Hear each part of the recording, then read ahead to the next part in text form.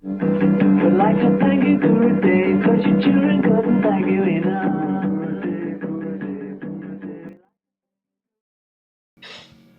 My name is Roland Hartmann. I'm from Austria, and I have the honor to moderate this meeting and the talk of Bengt Nilsson from Sweden. And we are going to hear from him his personal experiences of Gurudev Swami Brahmananda Saraswati of Jyotirmat. Now, Bengt is a meditator since 1973, and he was made teacher of transcendental meditation in 1975 in Vittel and Witznau in Switzerland, a 6-month course. Now, Bengt is a very pioneering, or was a very pioneering meditation teacher right from the beginning of the Swedish movement. And he was one of those who didn't care what the weather is or where he was teaching. He moved right up to the north of Sweden and initiating the people at the very remote areas of the country, of the vast country of Sweden, and bringing the message of Maharishi Mahesh Yogi and Gurudev Swami Brahmananda there. Now, Bengt also has a great portion of his soul living on the sea, because Bengt is an experienced or heartfelt skipper. He loves the sea, and he is almost at home on the oceans. And we enjoy him, or did enjoy him already, how it is to live on the sea. And living on the sea, Maharishi used this analogy, diving the ocean. So this is a very, very beautiful metaphor. But in the case of Bengt, it's something very real. Bengt is and was living with the waters, with the boundless waters and the winds, no matter whether they were stormy, like in the life, or they were quiet. And Bengt is member of the International Teachers of Meditation Association for quite some time already. And he has always accompanied us and supported this group of teachers in their activities to offer teacher training courses and other things. So today, Bengt, the second time now, is going to give us a talk on, as I said before, personal experiences of Gurudev. What can you say about this, Bengt? The microphone is yours. Thank you. Well, my perception is that I could speak about this for hours, but I will start out with approximately 1 hour. I have very specific personal experiences with Gurudev, but I will end this speech with to tell you about that specific experience. But this talk is also about many people's different experiences because a lot of both meditators and siddhas, of course, and team teachers have had experiences in this direction. And I also will try to explain the mechanics of these experiences, how they work. And the basis of that is unity and the all knowingness that we all are kind of part of in some degree. So I will start to read a specific story of one of my friends, his experience of Gurudev at an early stage. So the story goes like this. In the end of December 1970, I think it was the 13th of December, I got to a state in my life, just 19 years old. I must know if God existed or not. I started the evening meditation with the intention that I will not stop this meditation until I got an answer. So I began meditating with my TM mantra, but after a while I started to use Om as a mantra also. Then I started to mentally shout in my thoughts like, God, do you exist? With extreme force and feeling.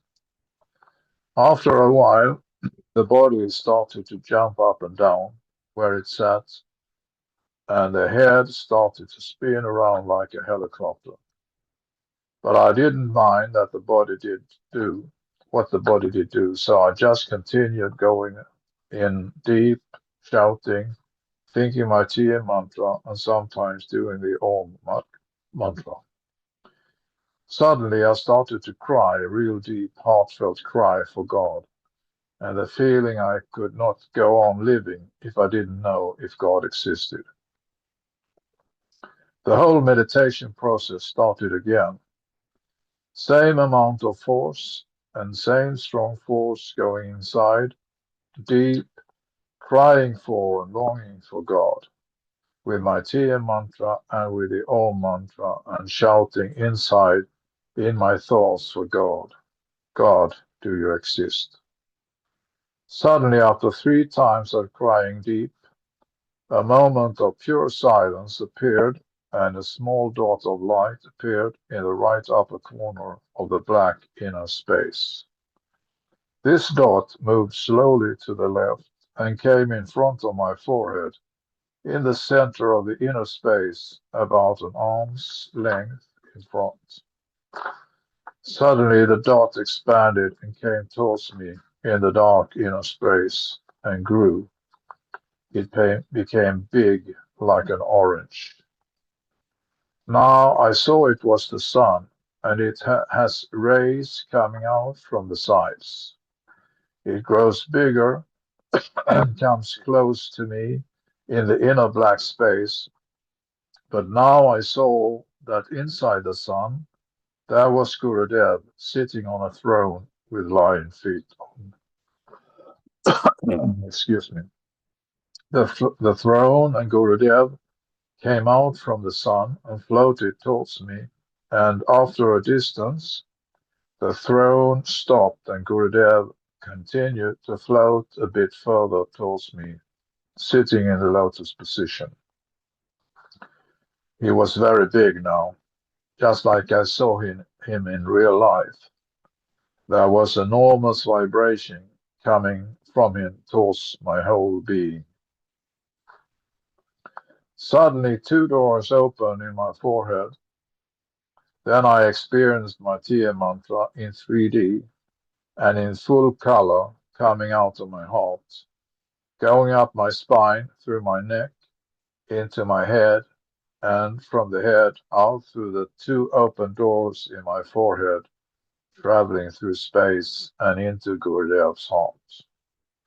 Simultaneously, I also heard angels praising God in heaven, singing in a big chorus at the same time my TM mantra were going from my heart to Gurudev's heart over and over again.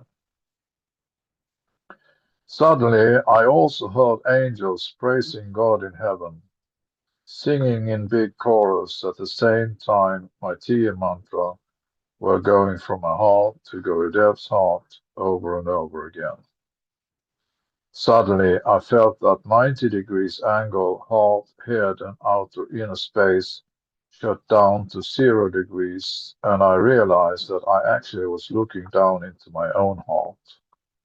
It was there he was. He has his throne, home. He lived in my heart. After a while, Gurudev floated back to the throne, and the throne with him on it went back into the sun, and the sun diminished to a dot, and my tears had been wiped away.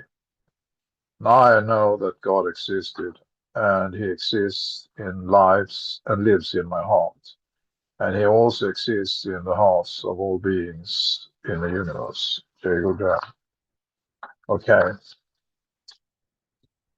I have heard similar stories from other people, and there is at least one way to understand what this is all about.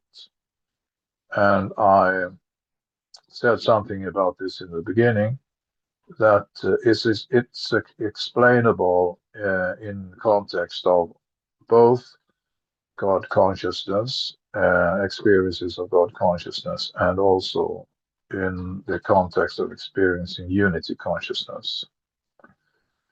And so I will say something about my own conclusions about how this works, and refer to some things that is said in the Bible, that man is created in the image of God. And there is some logic in that, because it's supposed not to be a good thing to say that you are God. That's too much. And there is some psychology behind that. Um, that prevents people from saying that you are God. At the same time, through history, it has been said that many kings and so on, they are related to God. And like the Pope, he is directly connected to God. So there is still this idea. And I will relate this to the experience of looking at the sun. Because when you look at the sun, especially when the sun is rising or when it's going down in the evening, there is no question about what is moving, because it's very clear that it's the sun that is moving. It's very hard to oppose that experience, that it's the sun that is moving, because that's the experience. Now we know that there is a difference between the experience generally and the knowledge about the experience. So the knowledge about the experience says that it's not the sun that is moving, even though the sun is also moving. But that is not what we see. What we see is that the earth is spinning around its own axis. Okay, so if we apply this to us humans, we realize that there is something more to this creation than what we see. And it's also like it's natural to see some things that's more fundamental than others. So it's no wonder that people have worshipped the sun as a divinity for thousands of years, because the sun is the source of all life in a way. So if we look at this deeper, we can see the logic that we begin to realize that there is something more about this life, and then give a name to that, and one general name is God. And then there is also this idea about many gods. And then there is also this idea that there is only one God and one supreme God. And if we apply this analogy, that it seems to be the sun that is moving over the sky, but it's actually ourselves that is moving with the earth that is spinning around its own axle. So to me, the explanation is that it's you that is God. Every one of us is God. And the experience of that is also unity, that there is only one consciousness. And it's not a matter of believing, it's a matter of experiencing. Um, Sometimes when I meet religious people, um, not least the Christians, they are very proud of telling you that they are believers. I used to say that I don't believe in God. I know God and I live God. But that's not very special about that because there is not many other ways to live other than live God, because we are all God in this sense. So then if we look at certain individuals through the history, some have been more inspirational than others. And one such person is Gurudev. And it seems that when you have developed your consciousness and reached unity consciousness and higher states of consciousness, anyone would somehow realize that there is something to you, something special, something unique, something universal that is recognizable. And some of these individuals are more recognizable than others. And it seems that Gurudev was such an individual. And he was not only like a TM expert, kind of. Well, he was, if we extend the idea of TM to transcending general, because he was a master of so many branches, and he taught so many different things to people. But this TM thing was a very basic thing. Uh, Sometimes it's the easiest things that are the most effective, and so on. So um, it's no wonder that TM people have had inspirational experiences connected to Gurudev. And the feeling of that experience is that you feel a connection to Gurudev, and it's really Gurudev. And to my explanation of that, it's yes, it is Gurudev, but it's the universal level of consciousness in Gurudev that will relate to any one of us. Um, so then there is somewhat the same kind of confusion in the experience, in a way that the experience is one thing, and the knowledge of the experience is something else. Even though the full knowledge of this um, is both the experience and the explanation of the experience. So to give an example, Maharishi worked to become the secretary of Gurudev, to come close to Gurudev and to get to know him. And then he found out through letters to Gurudev that a lot of people from around India and maybe from other places of the world in gratitude to Gurudev for Gurudev helping them with all kinds of problems and miracles and so on. And Maharishi was perplexed with how did that really work? Because he knew that Gurudev had never met these people, had never communicated with them, and so on. So he asked Gurudev about this, and Gurudev's answer was, an explanation was, that this is the working of the divine. I've had such experiences similar to this, but with other enlightened masters that I met. And I realized that any enlightened master can have this influence to enliven something in you that is universal. So then there are a lot of sayings that point in this direction, and one is that no one is enlightened until all is enlightened.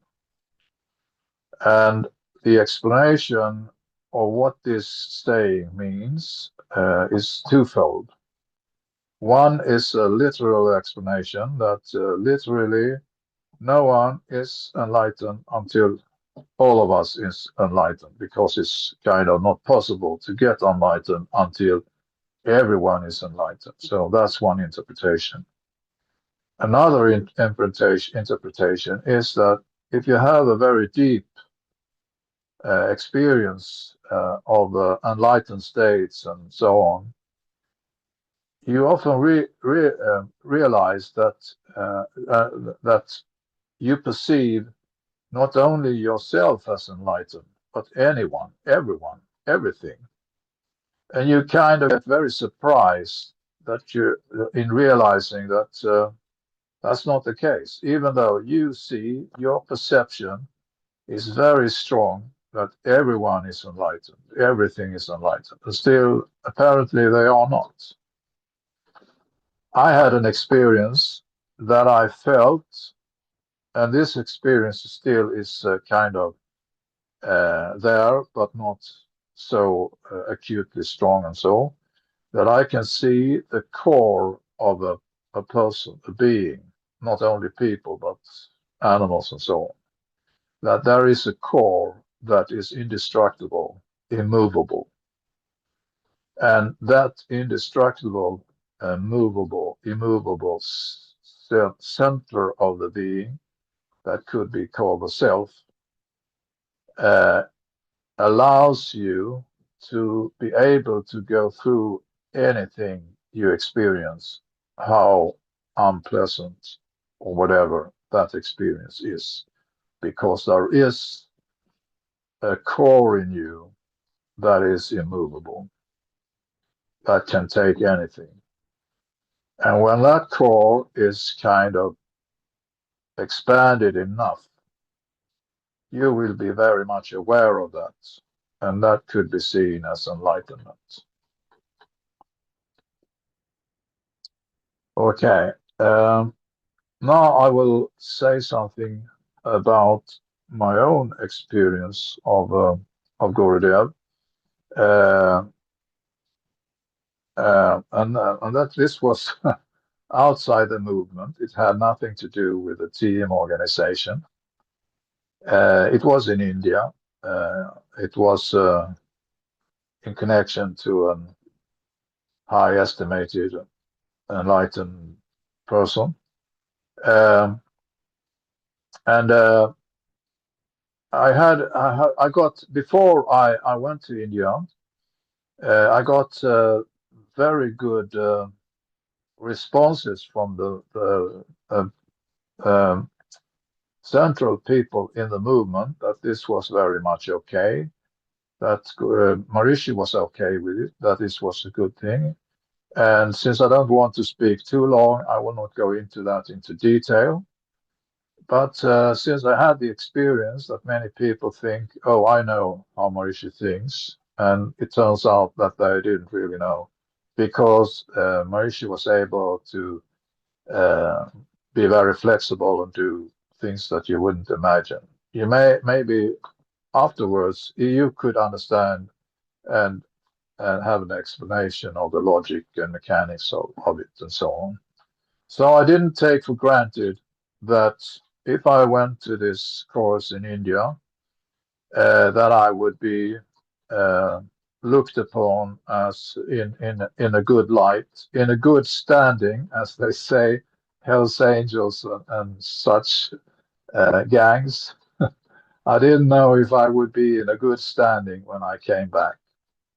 But it's also like my thinking is that Marishi also said several times, especially at the end of the teacher training course, that if you find something that is better than this, you should take it. So this thing that I went to India, maybe it was better than the tea. And also, I felt that anyone has a duty to do whatever is necessary as they think to reach what we look for, if that is, let's say, enlightenment. So I was willing to pay the price to be excluded as a team teacher if that was the price. So I went there, and it turned out that at least half of the course participants were team teachers, governors, or siddhas, or so on. And I felt really very humble. I felt that all of these people, they were so extremely highly evolved, and I was nothing compared to them, even though I knew very well that I had been teaching meditation for a very long time and had all kinds of experiences and so on. But I felt very humble. And the idea before the course was that all of us would be very much enlightened as a result of the course. Anyway, there were a lot of techniques and initiations and so on. And then there also was one final initiation that you could um, decide whether you wanted it or not. All the others, if you attended the course, it was supposed that you would attend all the other initiations. But this initiation was called Divine Descent. And it was also explained that this initiation would not as a guarantee, but if it kind of worked, it would create one of four states in the spectrum of what is called Bhava Samadhi. And I will not go into detail of these four different states, more than that one state is that you become kind of the person, the divinity or whatever that that you desire. Like you become Jesus or you become Krishna or you whatever. And then there are stages in between, like you are that divine entity in certain occasions and for certain limited time. And then you're not aware of your ordinary personality. And then there are also stages when you are kind of both at the same time and so on. Anyway, we as Westerners were advised to have the intention of get this divine descent with Jesus Christ. And well, in a way, Christianity has inspired me early on, but I didn't like this idea with killing an enlightened person and putting that person on the cross and all of that. So I have been an independent thinker regarding religion and also, of course, Christianity since a very early age. So I wasn't that motivated to do this is in this Western Christian fashion, but I did anyway. It was also said that there would be no guarantee for any kind of experience, but if you didn't have the intention, then there will definitely not be the experience. And when this initiation happened, it very soon became very clear, and it also was at that moment so self-evident what it was and the logic behind, because I experienced that I became Gurudev. Now, I don't want to be preposterous about this, because having such an experience is not the same as the fact. But there are, let's say, values, levels, and things in this that is based in truth, and that truth is unity. And that a person like Gurudev has reached a level that is even only coming in some contact with him, the contact of knowing that he has existed and so on, is extremely inspiring, and especially if you have the intention. So I experienced that I was looking through Gurudev's eyes, that I was walking Gurudev's walk. And then I realized that my idea about how Gurudev's life was not quite what it had been, because I thought that Gurudev was constantly extremely blissed out, such a bliss that there was no consciousness or knowingness of the pain of anything. And there can be some truth to that as well. But what I realized was that his core being was a being of extreme empathy, extreme knowledge, and insightfulness of the suffering of any living being. And that was a very moving experience. Then there is a saying that you cannot see on a person if the person is enlightened or not. You cannot see through the person's behavior or the way the person is moving or acting or anything. You cannot tell that this person is enlightened or this person is not enlightened, with the exception that an enlightened person can see that another person is enlightened. And the way you see that is through the glow in their face. And this experience of unity with Gurudev gave the experience of this glow of the face, glow in the face, from inside, so to speak. So that means that I can tell by looking at pictures or people's living faces. So I can tell whether they are enlightened or not. Does that mean that I am also enlightened? Well, it sounds logical in some way, but there could be other logics about it. There are kind of, let's say, medical, even physiological explanations for this. And I will go into this a little bit at least, and that is that there is a difference between the smile of bliss and the general smile.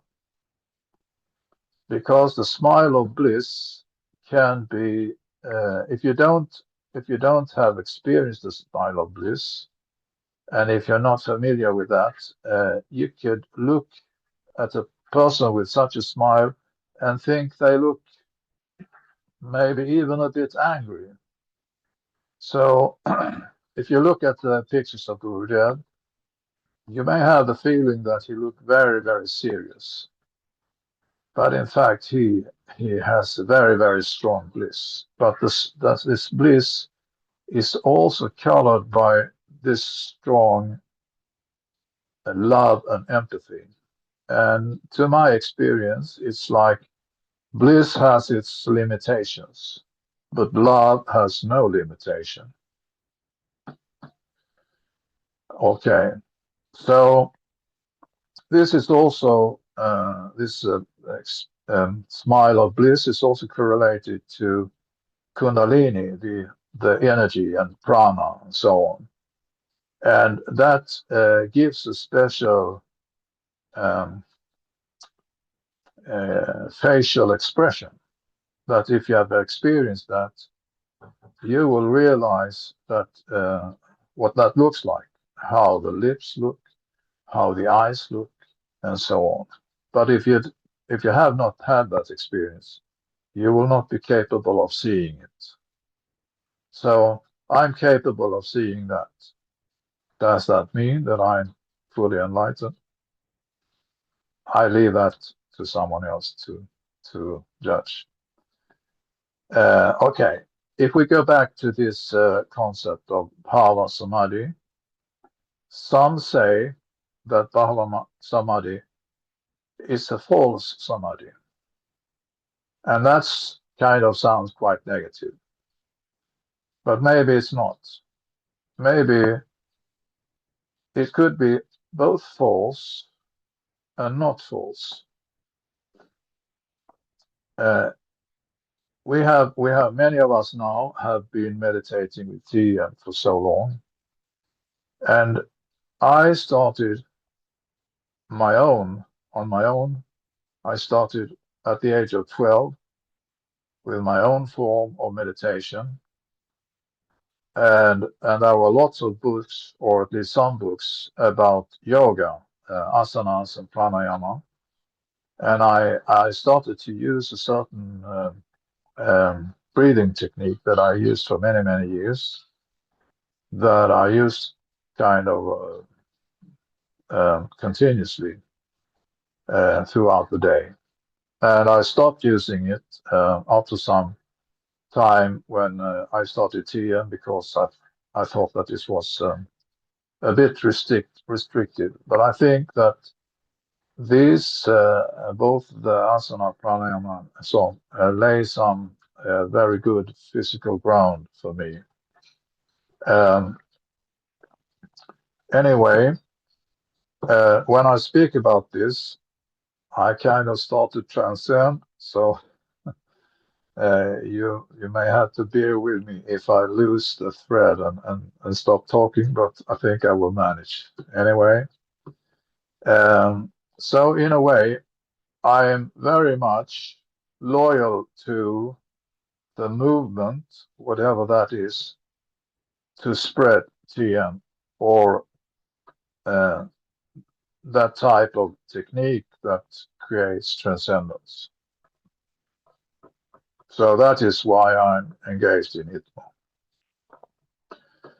But already before I became a TM teacher, I was kind of very much outside of any movement. But I thought that being outside of a movement and kind of be your own master was a bit egoistic. So I saw, when I heard about Maharishi, I got very inspired. And I also got very inspired that he emphasized that you don't need to be a celibate or anything, a monk or nun or something, to be a meditator or even a meditation teacher, because I thought that was the real truth, that the origin of this tradition, the Vedic tradition, is a household tradition mainly, and that Maharishi was reviving this old knowledge based on this tradition, and I liked it very much. So that was one thing. The other thing was that Maharishi was bold enough to say that it's possible to create world peace, because that was something that I realized already at the age of 12, before I knew about TM and so on. So I kind of all the way been outside of any movement and inside movements. Um, yeah. Okay. We can see if there is some question maybe. Or one thing. I am another experience of Gurudev. My one of my closest friends. He's a Siddha, and he told me about an experience where he saw Gurudev coming out from the sea, physically kind of like flying, coming closer and to him. He had told me about this experience several times, but it was a long time ago. So before this lecture, I called him up and wanted him to repeat this experience. And then it turned out that it was not Gurudev he had experienced, it was Maharishi. And this was one day or so before a friend of him came and told him that there was a lecture about meditation and that probably he would like that lecture. So he went to that lecture and he learned TM. So in this context of Bhava Samadhi, and because if you understand the mechanics and principles of Bhava Samadhi, you more easily understand the value of a master tradition. That if anyone is enlightened, that person is able to pass it on to future generations.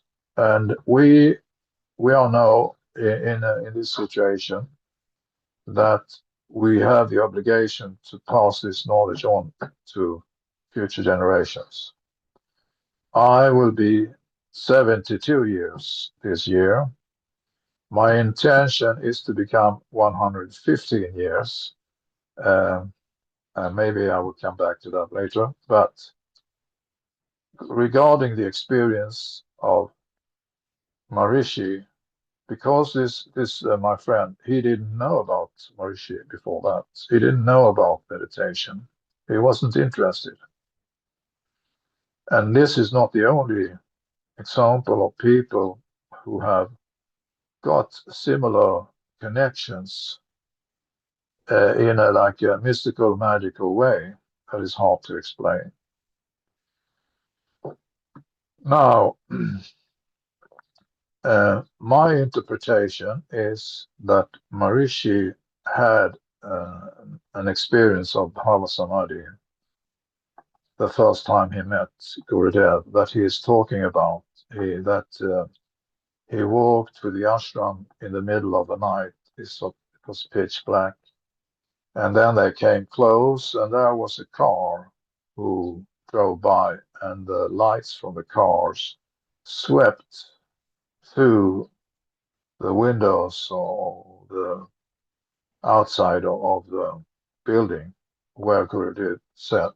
So Maharishi got the first glimpse of Gurudev, and that in that moment, Maharishi surrendered to Gurudev. To me,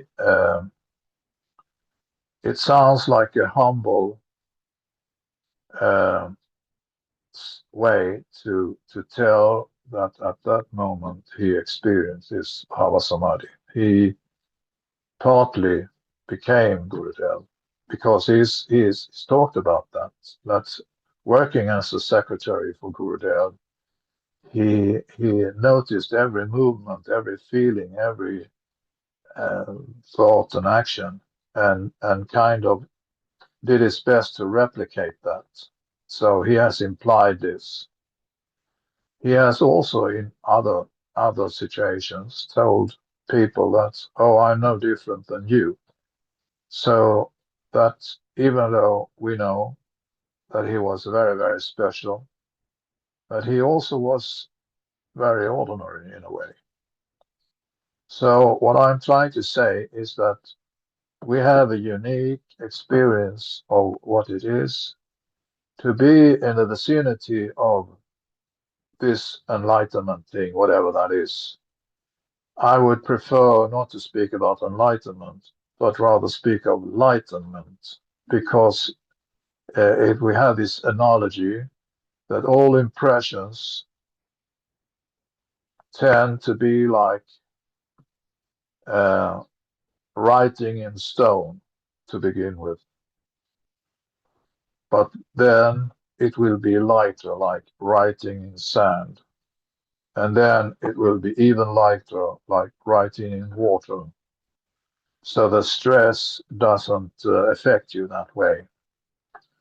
And the regular practice of transcending leads you more and more in that direction. So I'd like to say that, well, maybe I'm not always as blissed out as I was, especially when I came back from India 20 years ago. And I've had many other experiences of higher states of consciousness long before this experience of Gurudev. But this experience was quite outstanding. And also, like experiences of higher states of consciousness, I feel that they tend to be like you kind of fade into it and you fade out of it. And afterwards, it may be that you don't really remember what it was like, other than that it was. And one explanation of that could be that many of these higher states, experiences of higher states of consciousness, also is accompanied with stress release. And when you have released some kind of certain stress, then it's gone and you don't do it again. And that's one explanation why you don't really remember, other than that you have been in higher states and that they were uh, very pleasant and so on. So during many years before this Gurudev experience of my was I had the capacity of um, mocking up bliss, so to say. I could, in any state, whatever my state of feeling and thinking and so on, I had the capacity in activity also to get back to bliss, but I had to kind of work on it. But after this experience of Gurudev, it was more like if I fell out of bliss, because bliss was the natural state, I fell back to bliss. So it was kind of the other way around. It was like gravity had shifted. Um, well, what time is it now? We're close to 1 hour. Okay, maybe we should have some reactions or questions and so on.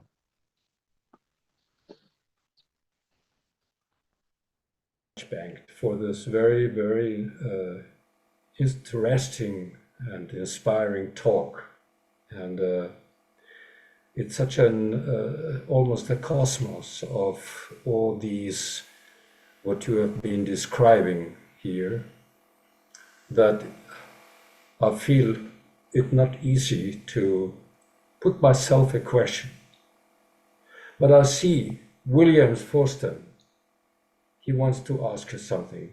William, you have to unmute your microphone. Yes, come along. You were talking about this initiation in India where you become identified with a divine divinity of some sort. And is it a bhakti? Was it a bhakti practice? I'm assuming there's some sort of bhakti element because to me, that's what it sounds like. Well, not specifically, actually. Um, I like very much to be a transparent person. but somehow maybe I could give this more detailed information to you personally, if you really like. If Hmm. I get your email or something, we can Okay. arrange. But the opportunity to do this that I did is not there any longer, Hmm. and not in that shape, at least. Yeah, I don't know if I'm really that interested in participating, but how you describe it and the experience, I thought, I, it, I've spent time with bhakti type teachers and stuff, Yeah, and yeah, yeah. yeah, and there's that kind of identity type thing that goes on. Let's say it was not without bhakti, but it was not only bhakti. Hmm. And let's say my experience and interpretation is that all these systems, both the intellectual systems, jnana yoga or whatever, bhakti yoga, all of these things, what we do is we combine all these things. And in the ordinary tea movement, we were kind of prohibited or inhibited. But in the Indian tradition, well, maybe it's wrong to speak so widely about it, but my interpretation is that if there is anybody, holy person, enlightened, whatever, teacher, that comes somewhere where you can go and hear the lecture or have the darshan or so, well, it's kind of an obligation to go there, just to show your credit, so you're to be honorable and so on. Hmm. And I think that ITMA opens up for a more humane approach to these things. So we hear about like the domes in Fairfield, that you get your badge blocked because you have been to some lecture about whatever. I really don't like that. Hmm. Uh, well, speaking about this, my interpretation regarding Maharishi is that he had somehow the intention to do something in India, but he realized that it was not really possible to do what he wanted to do in India directly. So he needed to go out of India to the West and build a reputation and so on, and then go back to India and do what he wanted to do. So, and then also there was this, especially during many of the early years of the movement, we were so young, we were so enthusiastic, and we had so good thoughts about everything. So some of us stayed maybe too long. I didn't stay long that way, even though in a way, I still kind of still have one little foot in the Swedish movement, at least, because the Swedish tea movement has always been based on a democratic thinking. And the kind of teaching systems in Sweden is very open-minded, liberal, and everything like that. So I think that even though I have moved away from the TMO and moved on to ITMA, um, I still think that I have a good, very good um, standing, speaking Hells Angels terminology. I think I'm still in a good standing regarding at least those team teachers that know me. Okay. Was that any kind of answer to your question? Yeah, well, yeah, it's fine. Yeah, thanks. Okay. Yeah. Okay. Hans Nilsson, what do you say about this? You're muted. But you want me to comment? No, Hans Nilsson, He is one of my old team colleagues, team teacher colleagues. He could have initiated me, but it turned out it was his wife who initiated me. Oh, So let us hear some blessing yeah. words from you, Well, Hans. first, yeah, there was so much that I recognized within myself. Wait a minute, I've just eaten breakfast, so I need to polish up myself a little bit. So, but when you started to talk, I completely forgotten my breakfast. So I Oh, was really? fascinated and recognized a lot of things. Um, Yeah, I assume you have had quite similar experiences. yes, very, very similar experiences.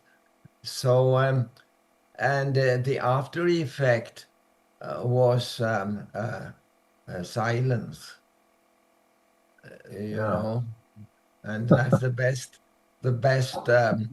one can say if you are put into yeah, silence by listening, yeah, and yeah, also a silence with bliss. Uh, yeah, but I understand what you say about bliss because one can look at faces and um, they look even angry. But looking a little further into the eyes, that can be a tremendous silence and bliss. yeah, So definitely. yeah. So yeah, it was fascinating, and Bengt, I would say that I haven't decided. I take one day at a time. You are Yeah, yeah, of retired, course. Yeah, living on 1,000 meters height with a little mountain village.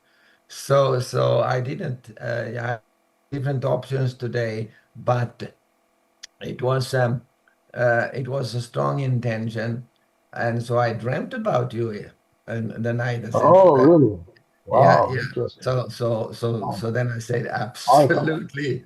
I So feel honored. yes. So it was very, very nice, very nice, fascinating talk.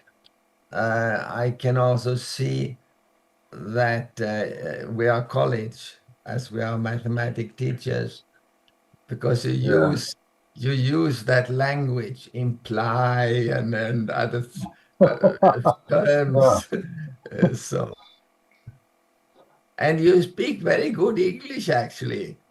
This Well, long, our dialect yeah. Skånska is not coming through.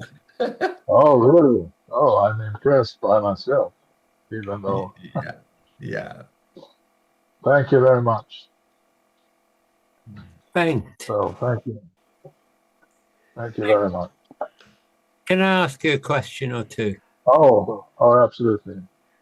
Um, as you know, I've been translating quite a lot of Gurudev's teachings and also writing about Maharishi.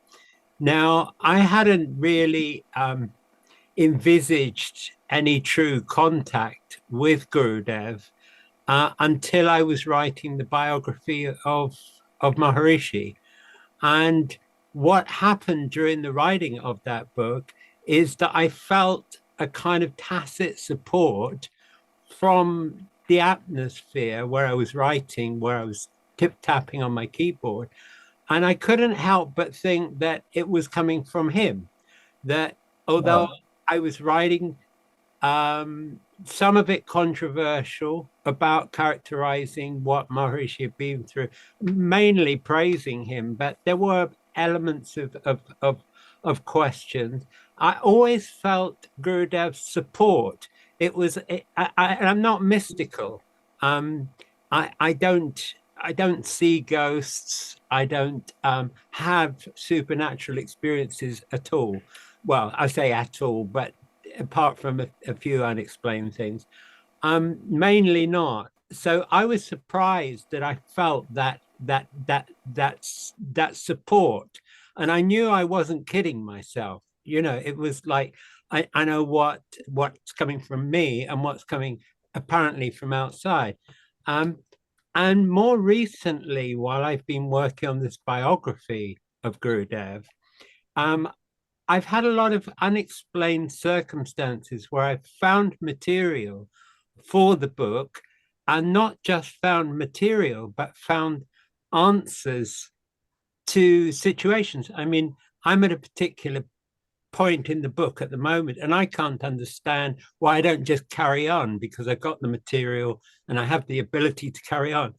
And I'm stuck at this one point, and I'm kind of feeling that I need to access Gurudev himself in order to answer a little bit of information.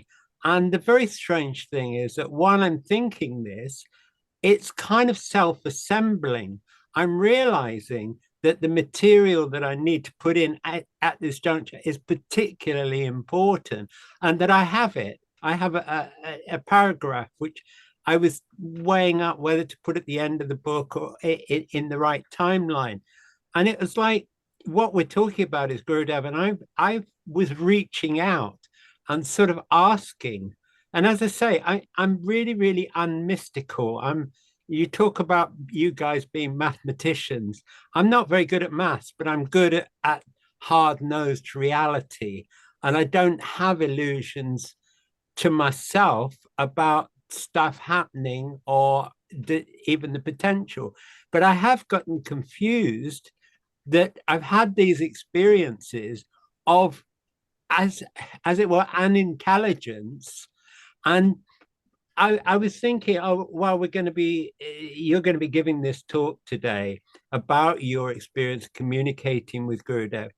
And I'm kind of thinking, but what is that now? What is that intelligence? What am I talking about reaching out to Gurudev when in fact he died in May 1953? So, What I'm asking, Bengt, and what I'm asking anybody really, is how can I be communicating, and I feel as though I am, with someone who died, when was it, 20th of May 1953?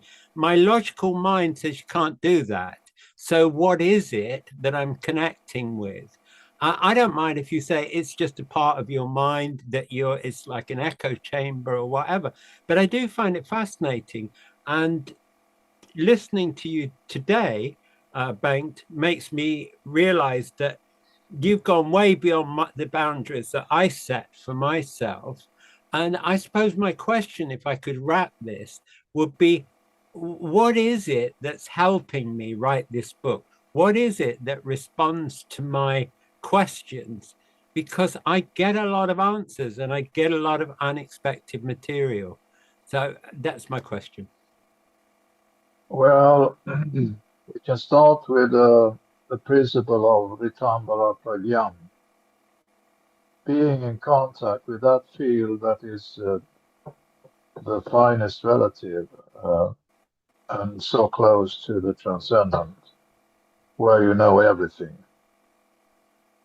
I can relate to these experiences that you talk about, that you had questions about Gurudev, and then you got the sources, the answers, and everything, because that was what happened to me after this experience when I came back from India. Well,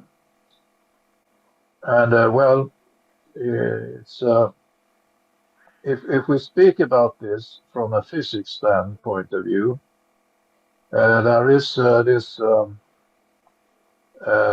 principle of quantum entanglement. Maybe Hans could explain it deeper. Anyway, the quantum physics, the modern physics, is close to explaining this, or at least explaining that these phenomena could exist, even though they are kind of unexplainable. I So, another element in my question is that if I am communicating to an entity, an intelligence, which is seemingly responsive, I feel a little bit invaded. I mean, I'm asking you a question and you're answering in real time, and then this transmission ends, and then we're no longer talking. And I know what I'm trying to say is that there's a kind of invasiveness in feeling that there's a potential of another intelligence kind of penetrating one's existence. Because enlightened or not, cosmic or not, we each of us, in order to operate properly, we need a level of independence. We need to be in our own bubble. We need to be self-referral. And I see it as a mixed blessing, being able to get useful information from the cosmos, from what you're saying through some quantum, what did you say, entanglement. Quantum entanglement, yes. I mean, it's great that it's been thought about and that there are answers, but at the same time, as I say, there is a negative. Is you know, it. I don't like the idea that I'm being tracked, that I'm being monitored and fed with information. Do you understand me? Well, I think I can say something constructive about this, and tell you a little bit more about my own kind of spiritual history and so on. Uh, it's a kind of well-known fact that children have more access to these worlds beyond the ordinary world, ordinary perceptions and so on. Whether or not these perceptions, extrasensual perceptions, are kind of real or not, I don't say this or that. Actually, I've been writing a lot about this phenomena, that we as human beings, we have a very, very strong inclination to see and interpret patterns and systems and correlations in this world, no matter if those perceptions are correctly interpreted or not. Like the experience of the sun. It's an experience, you cannot deny it, but you don't have a correct interpretation of it. So that's a dilemma that we have. That we even if we try, we cannot resist interpret this world, and that also includes interpretation of things that are not of this world.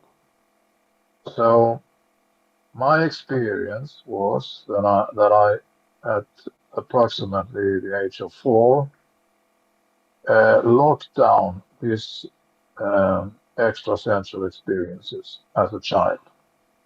And it's also a well-known esoteric fact that most people, most children between the age of 2 and 4 do this, also shut down. And maybe it's also connected to that we go from thinking in pictures and feelings to thinking in words. So when we get more skilled in speaking, this spiritual kind of thinking experience kind of fades out. But also it seems that children tend to shut it down because there is a risk as a child that people will perceive you as weird or maybe even insane or something. And for safety reasons, you shut it down. And I saw this, that if I would allow these extrasensual experiences to continue after the age of 4, there could be a situation where other people outside my family would perceive me as wrong, ill, or whatever.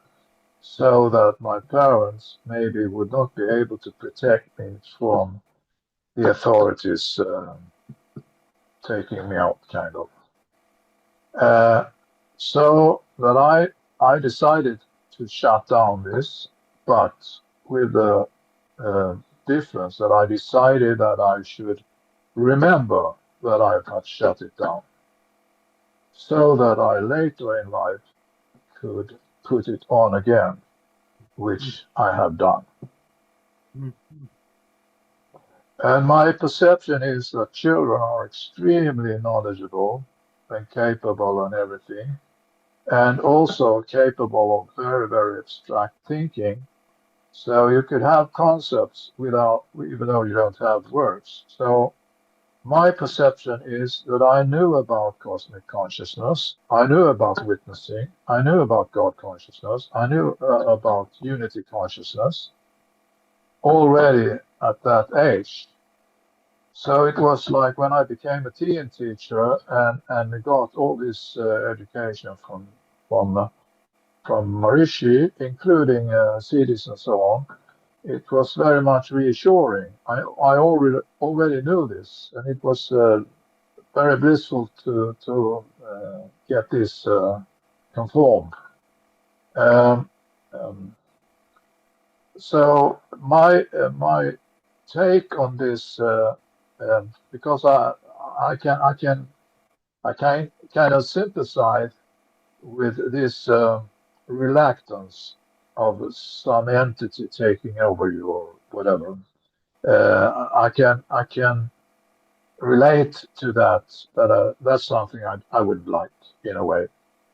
And also, to my knowledge, people who have not during their early childhood shut down this capacity of perceiving this world beyond, they get very confused when they realize that not everyone, in fact, very few people have this experience.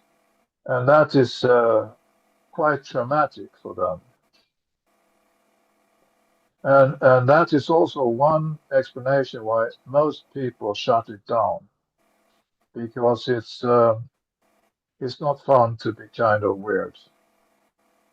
And no one wants to be weird. You want to be liked and all of these things. And also, yeah, I'm happy to be weird if weird is like interesting. If that's absolutely, absolutely, and that's the nub of it. If you're working for as long on a project as I have been, it's really handy to get help with it. But the weird thing is, if that help is coming from the ethers, it's coming from an invisible source. And yeah, as I've mentioned before on our chats, I've actually found stuff on my hard drive which I didn't know was there.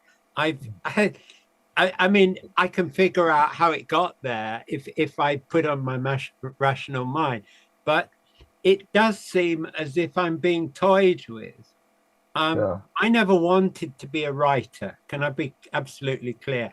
I never wanted to be a researcher or writer. I wanted to be a musician, and I see all the lovely instruments you've got there, so you can relate to this.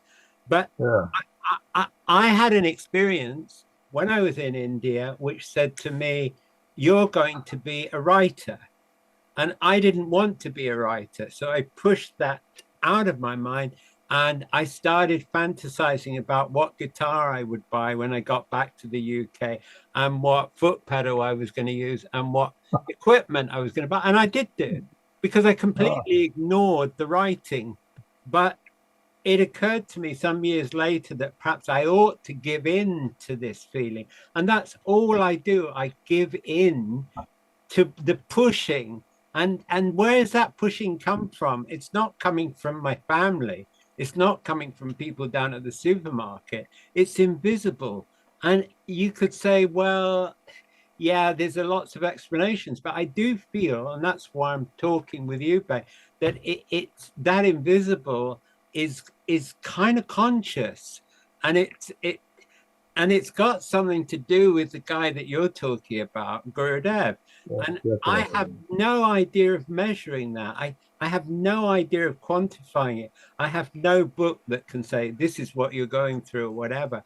All I know is it's useful. It's not harassing me. It's not chasing me down a corridor. It's just like helping sort things out. And I kind of think, well, that's great. And it's a lovely thing to be able to share with you that it's a very positive thing.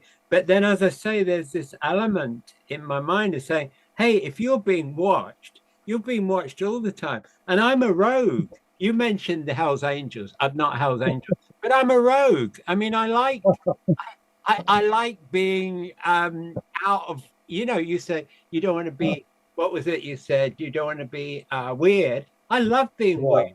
It's like I went to a school where nobody was weird. It was like I wanted to be weird, I mean, it's like it's not that bad, it might carry a social stigma, but it's not that heavy. I prefer to be a bit weird, actually.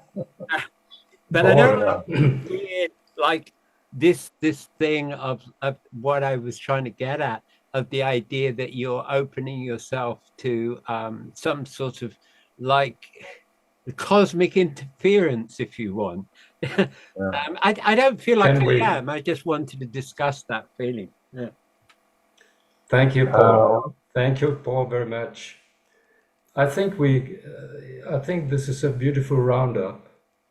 You contributed, Paul, and since we are together now more than 1.5 hours, and we don't succeed more than that time, I think, Bengt, you agree that we possibly have another day a chance to go further into this perspective Paul raised now with his last wordings.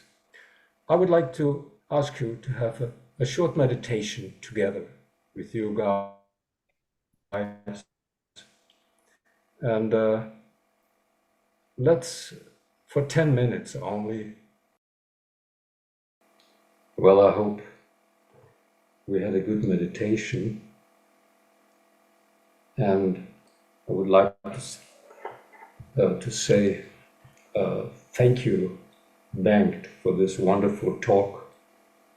And I would like to say thank you for the others who placed questions and to get some more knowledge out of Bengt by these questions.